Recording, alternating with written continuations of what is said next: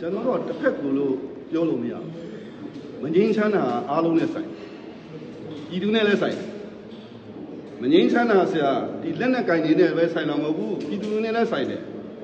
ပြည်သူတွေကငြိမ်းချမ်းခြင်းမှာအများကြီးဝင်ပြီးတော့ကူညီဆောင်ရွက်ပေးလို့ရတယ်နိုင်ငံတော်နဲ့ဟောပေါ့နော်ဒါနိုင်ငံရေးပါတီနဲ့အစိုးရနဲ့ဝိုင်းပြီးတော့ကူညီဆောင်ရွက်ပေးလို့အလားတူနိုင်ငံကိုဖျက်ဆီးခြင်းလည်းပြည်သူတွေကဝိုင်းပြီးဖျက်ဆီးလို့ရတယ်ဆရာအဲ့တော့ငြိမ်းချမ်းရေးကိစ္စမှာလက်နက်ကင်တဲ့အဖွဲ့တွေကတာဝန်ရှိတာမဟုတ်ဘူးကျွန်တော်ပြောတာကပြည်သူမှလည်းတာဝန်ရှိပါတယ်ပြည်သူတူတယောက်ချင်းမှလည်းတာဝန်ရှိတယ်လူမျိုးတိုင်းကလည်းတာဝန်ရှိတယ်လူမျိုးတိုင်းဆိုတာကျွန်တော်တိုင်သားအားလုံးခေါ်တာအားလုံးမှာတာဝန်ရှိပါတယ်အဲ့တော့ဘယ်အစိုးရတက်အစိုးရရဲ့စွမ်းဆောင်မှုအပေါ်မှာငြိမ်းချမ်းရေးနဲ့ပတ်သက်တဲ့သွားတဲ့အပေါ်မှာပြည်သူလူထုကမကူညီဘူးဆိုရင်ဘယ်တော့မှငြိမ်းချမ်းဘူး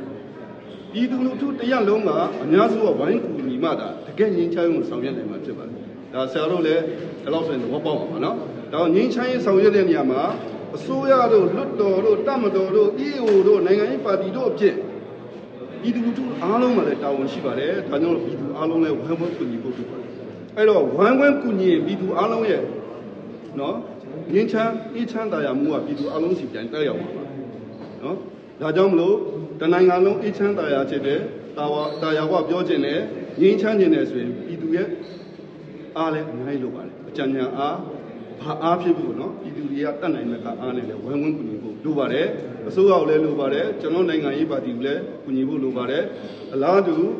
အဖွဲ့အစည်းအားလုံးကိုပေါ့နော်ပြည်သူကကောင်းအောင်ရှေ့ဆက်တိုင်းပြည်ကောင်းအောင်ဆောင်ရွက်ပေးဖို့ကပြည်သူအားလုံးကဆောင်ရွက်ပေးမယ်ဆိုရင်ငြိမ်းချမ်းရေးကအများဆုံးရပါလိမ့်မယ်